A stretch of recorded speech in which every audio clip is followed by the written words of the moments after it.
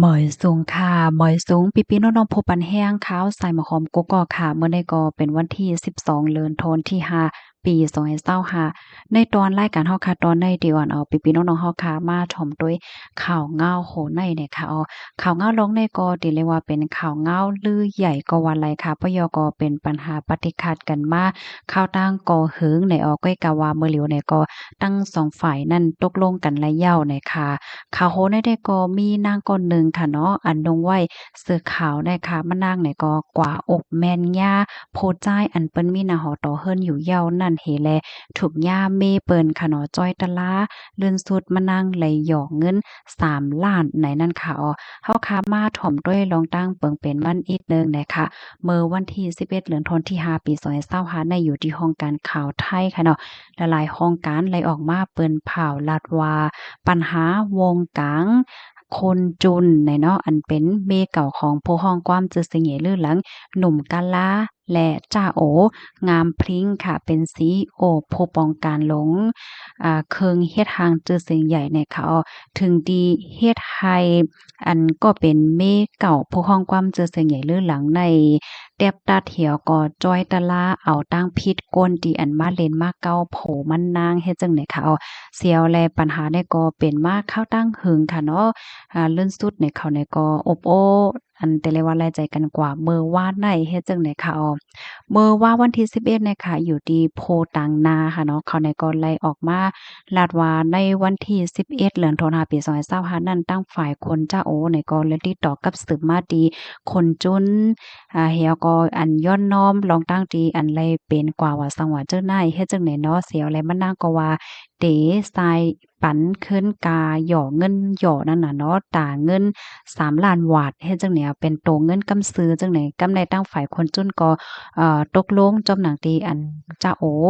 ไล่ลาดม่านนั่นเฮ็ดจังไหนเหแลปัญหาวงกลางค่ะ2กก็เย่าโตหลีงามกว่าว่าจังไหนค่ะข้อมูลอันใดก็ค่ะเลยปรีมาที่ห้องการข่าวไทยรัฐออกไว้นะคะนะข่าวโหในก็เลยหันเปิ้นปันตั้งหันถึงตั้งนำในค่ะดอกก็ไล่ตอนสอนอยู่ตั้งนำตั้งหลายเฮ็ดจังไหนค่ะนะเงินเงาเมื่อเตๆมันในแต่ก็อันนั่งเล่าก็ในหนามานั่งเนี่ยก็กว่าฮักแม่นอันเป็นผู้ห้องความซื่อสึงใหญ่ลือหลังเฮแลผู้ห้องความนั่นเปิ้นก็มีลูกมีเมียไว้อยู่ยาวเฮ็ดจังได๋เนาะเฮียก็เพราะว่าเรื่องมันอันแต่เลยว่าเปิ้นแพ้เปิ้นฮู้ย่อเนี่ยก็เป็นไม่หลงก็กว่าตึงลัดเอาตั้งพิษเอาจ้อยตะล่าว่าซังว่าเฮ็ดจังได๋เนาะเฮียก็ป่นมา2-3วันในตั้งฝ่ายผู้ห้องความซื่อเสียงใหญ่หนุ่มกะล้าอันว่าในคณะเขาก็ไล่ออกมาเปิ้นแพนในช่อง social media ของเขาว่าเขารอดแล้วเนี่ยค่ะว่าหลายๆก็ถ้าหันว่าปองว่าผู้ห้องความซื่อเสียงใหญ่ในและดังนั่งเล่าอันขาเก้ากันเนี่ยก็แลบอำเป็นกว่าจ้อมกันเฮ็ดจังได๋คะฝ่ายหนึ่งนั่งเล่าอันที่มาเก้าผู้ห้องความในขณะมานั่งก็ซ้ำมีนาเฮิรนไว้อยู่เฮแลมื้อเหลียวก็นาเฮิรนมานั่งก็แลบแตกยายกว่าเหย้าเฮ็ดจังได๋นี่หลายๆก็ลาดว่าไลตอนสอนนำหน้าตอนตานั่งก็ดีอันกว่าเก้าผู้ห้องความค่ะเนาะ สเลหน้าตาก็เตื้อแห้งหน้าเฮิ้นก็แตกเลื่อนสุดเขาทั้งผู้ห้องความก่อมเป็นกันเฮปยก็ซ้ำเลยหยอเงินเทียง3,000,000วาทในนั้นค่ะค่ะลูกดินในเฮแลค่ะมีตั้งโหตั้งหันใครมาฝากตอนปันพี่น้องเฮาค่ะในค่ะเนาะจ้อมหนังปักเปิงหมายมีที่ในเมืองจึงไทยนั่นค่ะนางยิ่งเสมว่าโพจ้ายเสมว่าค่ะเนาะเพราะว่าก็อบกว่าเก้าหญ้าก้นที่อันเปิ้นมีโพอยู่ยาวอำนั้นก็มีเมอยู่ยาวนั่นเพราะว่าเนี่ยจึง เมหลงค่ะเนาะอำนั้นก็เมที่อันเปิ้นเอากันกบคู่กันเป็นตั้งการนั่นจังจ้อยตะลาไหมเงินไหลเนี่ยค่ะนะอันที่ซักเสนหลักฐานอันโหลในแต่ก็ข้อที่1ก็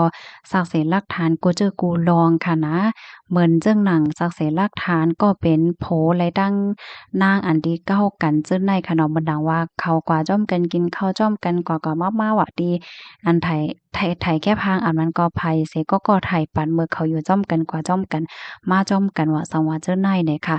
แทงอันหนึ่งเนี่ยก็เหมือนหนังว่าอันย่ามมองว่าสายข้อมุ่งคุยว่าก็ของอันมีกาคันดีอันโพเปิ้นอำนั้นก็มีเปิ้นมาตอนไว้นั่นเฮ็ดจังได๋คะ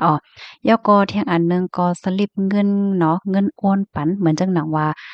โพในโอนเงินปันนางก็นั้นก็ได้เฮ็ดจังได๋เพราะว่ามีสาวแสนหลักฐานมันหันอันที่เขาโอนปันกันเนี่ยก็เอามาเป็นสาวแสนหลักฐานมันลายเที่ยงอันหนึ่งก็ข้อความเนาะที่อันส่งจู้กัน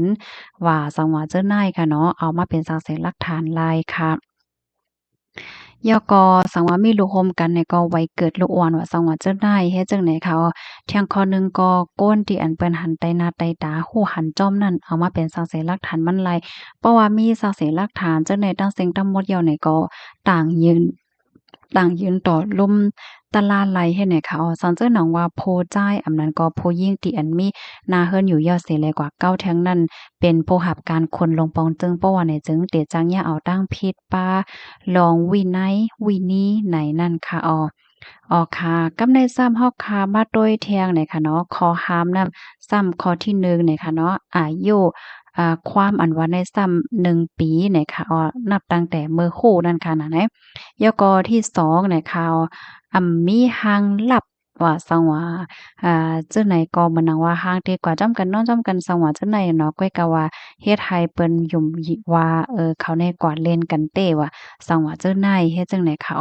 ข้อที่3เนี่ยค่ะเนาะเติงลาดโรงปลีก็เลยหรือเสว่ามีลองป้อทบกันเนี่ยค่ะเนาะเพราะว่ามีลองป้อทบกันว่าสังว่าจั่งใดได้ก็ลงไลเติงตีโรงปลีเฮ็ดในนั้นน่ะเนาะ ยอก็แทงข้อหนึ่งข้อที่4สังว่าเป็นก้นดีมีชื่อเสียงลือหลังในก็อันต่างย้อนเงินสายเตี้ยนในสูงๆไลเฮ็ดจังไหนนะค่ะกำในเฮาค่ะยอก็ข้อที่5เนี่ยเขาเตรียมว่าฟ้องเหมือนจังว่าจ้อยตะลาก้นที่มาเล่นโผเฮาเมเฮาแลดังจ้อยตะลางแผตั้งว่าสว่าจังได๋ไหน